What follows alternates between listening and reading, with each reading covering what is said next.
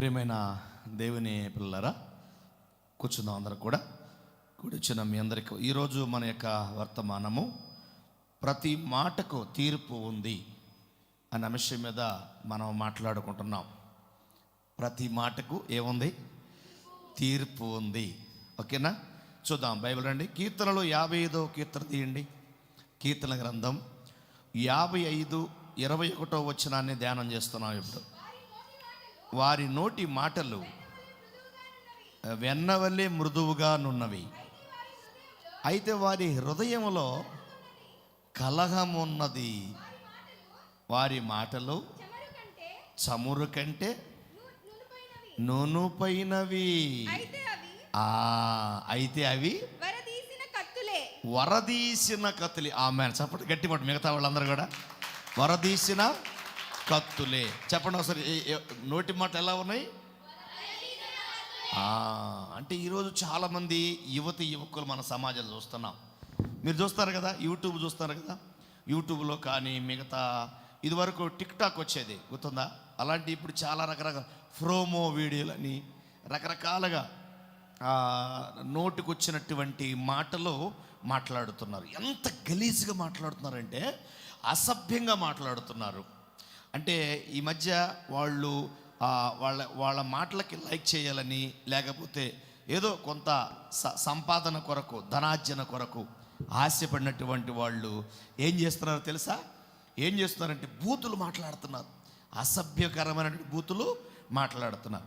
అందుకే మనం ఒకసారి సామెతలను చూద్దాం. సామెతల గ్రంథంలో అసలు ఈ మాటల గురించి మనిషి ఎంత ఏ విధంగా మాట్లాడుకోవాలి, ఈ మాటల గురించి సామెతల గ్రంథంలో ఏం రాశారు చూడండి. 10వ అధ్యాయం తీయండి. సామెతల గ్రంథం 10వ అధ్యాయము 19వ వచనంలో విస్తారమైన మాటలలో దోషముండక మానదు, తన పెదవులను మూసుకునివాడు చాలు. అంటే ఇక్కడ దేవుడు ఏం చెప్తున్నాడు? ఒక యువకుడైనా, ఒక యవనస్తుడైనా, స్త్రీ అయినా, పురుషుడైనా ముఖ్యంగా ఏం గుర్తుపెట్టుకోవాలంటే విస్తారమైన మాటల్లో దోషం ఉంటుందని గుర్తుపెట్టుకోవాలి. ఇప్పుడు ఎంత విస్తారంగా మాట్లాడుతున్నారంటే యువకులు గమనిస్తున్నారు మీరంతా? ఎంత విస్తారపు మాటలు మాట్లాడుకుంటున్నారంటే పరిశుద్ధత లేదు, పవిత్రత లేదు. ఎక్కడ దాకా ఎందుకండి? క్రైస్తవేతలు తీసి పక్క పెట్టండి. క్రైస్తవుల్లో ఉన్నటువంటి పిల్లలకు కూడా నోటి మాటలు బాగోలేవు. నోటికి వచ్చిన మాటలు మాట్లాడుతున్నారు, గలీజ్ మాటలు మాట్లాడుతున్నారు. కానీ తీర్పు దినమందు దేవుడు లెక్క చెప్పాలని మనం మర్చిపోతున్నాం. ఒకసారి సామెతల 12వ అధ్యాయము, సామెతల గ్రంథము 12వ అధ్యాయము ఒకసారి 18వ వచనం మీరు చూడండి. 18. కత్తిపోటు వంటి మాటలు చాలు. ఎటువంటి మాటలట? ఒకసారి ఇమేజ్లో చూడండి. ఆ కత్తిపోటు మాటలు అంటే కొన్ని ఇమేజ్ మీకు చూపిస్తూ ఉంటాడు. ఆ కత్తిపోటు మాటలు అంటే ఒక మాట మాట్లాడితే అవతల మనిషిని కత్తితో పొడిసే విధంగా ఉన్నాయి అన్నట. చూడండి ఎలా ఉందో. ఆ నోట్లోంచి ఏమవుతున్నాయి? కత్తులు వస్తున్నాయి. ఏమవుతున్నాయి? నోట్లో నుంచి కత్తులు. అంటే ఆ కత్తి కంటికి కనబడదు, కానీ ఆ మాట అవతల వారి గుండెను చీల్చేస్తుంది. అంటే అనేక మందిని ఆ కత్తిపోటు మాటలతోటి ఎంతోమందిని ఇబ్బంది పెడుతున్నట్లుగా బైబిల్ తెలియజేస్తూ ఉంది. కాబట్టి ప్రేమైన దేవుని పిల్లరా, మన మాటలు ఎలా ఉన్నాయి? సామెతల గ్రంథం 14 తీయండి ఒకసారి. సామెతల గ్రంథము 14వ అధ్యాయములో 23వ వచనం చూడండి. ఏ కష్టము చేసినను ఏమన్నాడు? ఏ కష్టము చేసినను లాభమే కలుగును. ఒట్టి మాటలు లేమిడికి కారణము. ఒట్టిగా ఎందుకు మాట్లాడుకుంటున్నారు అసలు అంటే చాలామంది ఒట్టి మాటలు లేమిడికి కారణము. లేమిడికి కారణం అంట. లేమిడికి కారణం అంటే ఒట్టి మాటలు. అంటే ఈరోజు చాలామంది ఇటువంటి మాటలు మాట్లాడుకుంటూ దేవుని నామాన్ని అవమానపరుస్తున్నారు. అందుకే పరిశుద్ధ అపవిత్రమైన మాటలు మాట్లాడకూడదు అన్నాడు. ఇక ప్రతి మాటకి తీర్పు ఉంది అనడానికి మత్తయి సువార్త 5వ అధ్యాయం తీయండి. మత్తయి గారు రాసినటువంటి సువార్త 5వ అధ్యాయంలో 37వ వచనంలో చూడండి. నీ మాట అవునంటే అవును, కాదంటే కాదంటే కాదు అని ఉండవలెను. ఉండాలి. అది మాట అబద్ధం ఆడకూడదు అన్నాడు. సామెతల గ్రంథం 12వ అధ్యాయములో ఒక మంచి మాట అంటాడు. సామెతల గ్రంథం 12వ అధ్యాయములో 14 వచనంలో ఏమన్నాడు చూడండి. మాట్లాడేటప్పుడు ఒకడు తన నోటి ఫలము చేత తృప్తిగా మేలు పొందును. ఎవని క్రియల ఫలము వానికి వచ్చును. గుర్తుపెట్టుకోండి, ఎవరిని మాట్లాడినా ఏం కాదు అనుకోవచ్చు మనం, కానీ మనం ఏది మాట్లాడినా దేవుడైతే మాత్రం దీనికి ప్రతిఫలం ఇస్తాడు. ఈరోజు చాలామంది ప్రోమో వీడియోలని ఏదో ఆ యూట్యూబుల్లో, ఛానల్లో, సోషల్ మీడియాలో పిచ్చి పిచ్చి మాట్లాడుకుంటున్నారు. వాళ్ళు ఎంత గలీజ్గా మాట్లాడుకుంటున్నారు. ఏం మాట్లాడట ఆ మాటలు ఏమన్నాడు అక్కడ? ఎవని క్రియల ఫలము వానికి వచ్చును. గుర్తుపెట్టుకోండి, దేవుడు విడిచిపెట్టడు. అందుకని ఈరోజు యువతి చెడిపోయిందండి. ఆ క్లబ్బుల్లో ఎలా చూడ, క్లబ్బుల్లో, బారుల్లో, పబ్బాలు గడుపుకుంటూ ఎలా ఉన్నాయి చూడ. ఒకసారి ఆ ఇమేజ్ మీరు చూస్తే అసభ్యం అండి. ఆడపిల్లలు లేదు, మగపిల్లలు లేదు, ఎంత గలీజ్ అయిపోయారంటే. నెక్స్ట్ అసలు చూడండి ఎంత అసభ్యంగా. ఇంకా చూపించాలాగే అది చూడండి. అసలు ఏందండి, అసలు దేవుడు లేడు, భయం లేదు, అమ్మా నాన్న భయం లేదు, గురువు భయం లేదు, ఇష్టం వచ్చినట్టుగా ప్రవర్తిస్తున్నారండి. ఇష్టం వచ్చినట్టు కాలేజీకి వెళ్ళిపోతున్నాం, అమ్మా నాన్న చెప్పేసి కాలేజీకి వెళ్ళిపోతున్నారు పిల్లలు.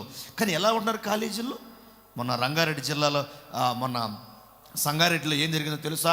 భయంకరంగా ఒక అందమైన అమ్మాయి ఎక్కడ 7 అంతస్తు పైనుంచి కింద పడి చచ్చిపోయిందండి.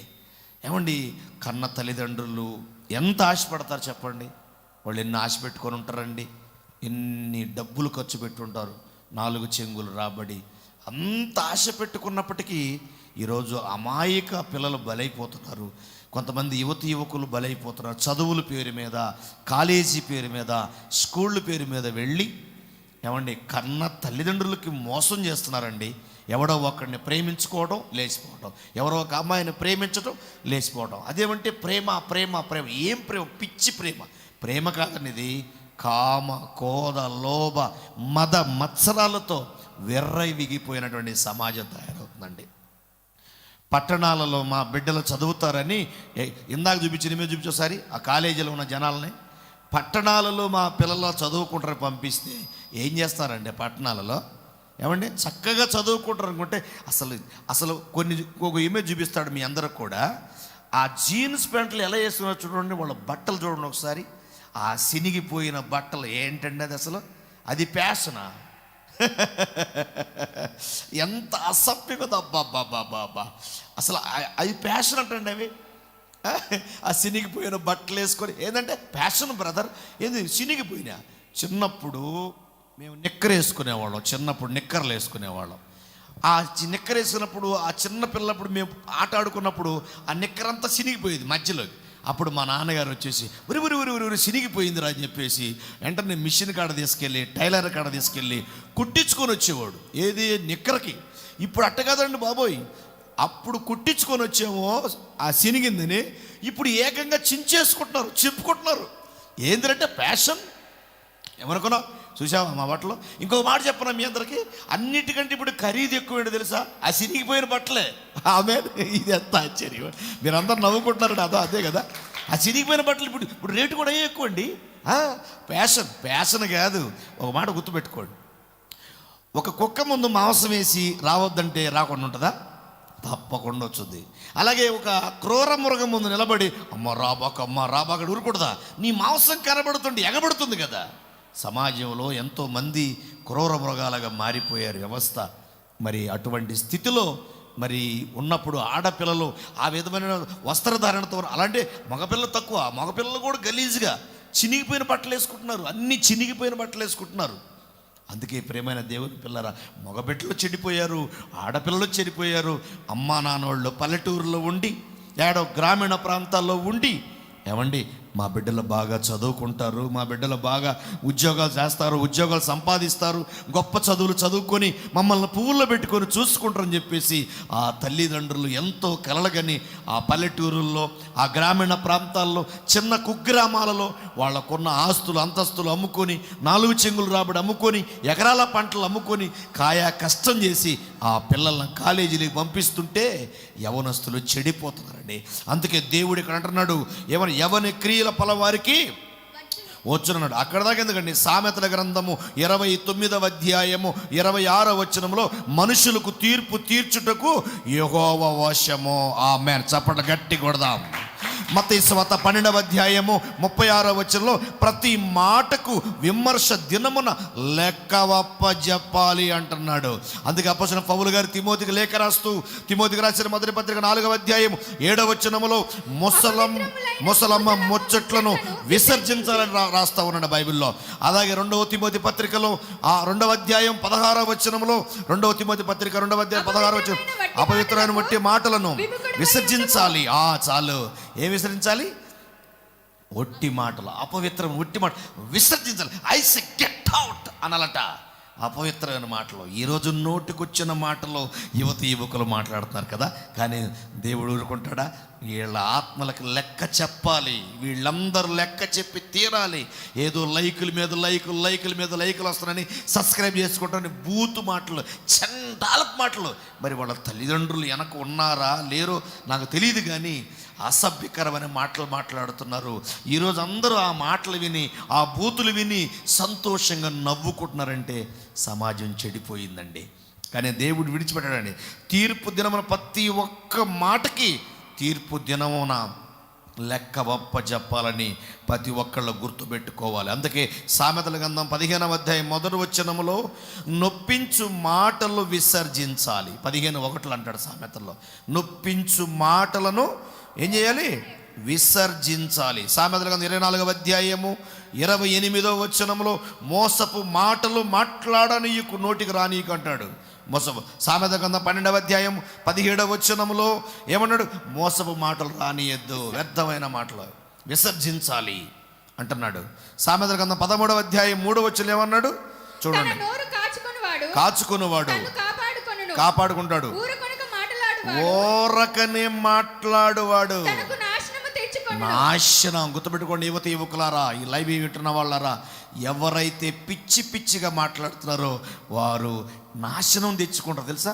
డెఫినెట్గా గుర్తుపెట్టుకోండి, నాశనం తెచ్చుకుంటారు. అందుకే సమాజం మొత్తం కూడా చెడిపోయిన ఈ సమాజానికి దేవుడిస్తున్నటువంటి మంచి మాటలే ఈరోజు మనము ఎలా మాట్లాడుతున్నాం, మన ప్రవక్తన ఎలాగున్నదో ఒక్కసారి మీరందరూ కూడా ఆలోచించుకోమని దేవుడు చెబుతూ ఉన్నాడు. ఆలోచించండి. అందుకే ప్రేమైన దేవుని సమాజం పాడైపోయింది కాబట్టి మనం ఏం చేయాలి? చాలా జాగ్రత్తగా ఉండాలి. కడవరి దినాల్లో చాలా జాగ్రత్తగా ఉండాలి. నోటితో మాట్లాడుతున్నప్పుడు నా ఇష్టం అనుకోకండి. నోరిచ్చిన వాడు ఉన్నాడు, నిన్ను లెక్క అడుగుతాడు. ఆత్మల దేవుడు ఉన్నాడు, ఆత్మస్వరూపి, దైవస్వరూపి. అందుకే ఈరోజు చాలామంది క్రైస్తవ సోదరులు, క్రైస్తవేతరులు ఎంతోమంది మాటలు వింటున్నారు, నమ్మకం నాకుంది. కానీ మన మాటలు అదుపులో పెట్టుకుందాం. మన ఇష్టం వచ్చినట్టుగా మనం మాట్లాడడానికి వీలు లేదు. అదే బైబిల్ వాక్యం సెలవిస్తుంది. సామెతల గ్రంథం 24వ అధ్యాయం చూడండి. సామెతల గ్రంథం 24వ అధ్యాయము 26వ వచనములో ఏమన్నాడు చూడండి. సరైన మాటలతో జవాబు చెప్పాలట. ఏం చెప్పాలి? చాలు. అంటే సరైన మాటలు, అవసరమైన మాటే మాట్లాడు. విస్తారమైన మాటల్లో దోషం ఉండక మానదు. అలరితో నాటపాటలు, చిత్రోక్తులు, ముసలమ్మ ముచ్చట్లు కట్టి పెట్టమంటున్నాడు. అందుకే ఆలోచించి మాట్లాడినట్లు ప్రవర్తించు. మళ్ళీ చెబుతున్నా, ఆలోచించి మాట్లాడినట్లుగా ప్రవర్తించాలి. ఈరోజు హృదయం నిండిన దాన్ని బట్టి నోరు మాట్లాడుతుంది. అందుకే ఈరోజు యువకులు చెడిపోయారు, చండాలం అయిపోయారు. వాళ్ళ ముఖం చూస్తే అందంగా ఉంటుంది, వాళ్ళ బుగ్గలు చూస్తే ముద్దొస్తాయి, వాళ్ళ బుద్ధులు చూస్తే గబ్బొచ్చుద్ది. ఏమొచ్చుద్ది చెప్పండి. వాళ్ళ ముఖం చూస్తే, బుగ్గలు చూస్తే ముద్దొచ్చుద్ది, వాళ్ళ బుద్ధులు చూస్తే గబ్బొచ్చుద్ది.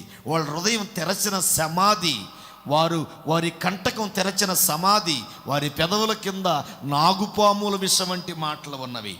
అందుకే క్రైస్తవులారా, క్రైస్తవ బిడ్డలారా, క్రైస్తవ తల్లిదండ్రులారా, మన బిడ్డలు ఎలా మాట్లాడుతున్నారో తల్లిదండ్రులుగా మనం చూసుకోవాల్సిన బాధ్యత మనకుంది. కాలేజీకి వెళ్ళినప్పుడు, స్కూల్కి వెళ్ళినప్పుడు, ట్యూషన్కి వెళ్ళినప్పుడు, యూనివర్సిటీకి వెళ్ళినప్పుడు, షాపింగ్కి వెళ్ళినప్పుడు మన మాటలు ఎలా ఉన్నాయో ఒక్కసారి మీరందరూ కూడా ఆలోచించుకోవాలని ప్రభు పెట్టి మీ అందరికీ నేను మనవి చేస్తూ ఈ మాటలు ముగిస్తాను. God bless you. ఆమెన్.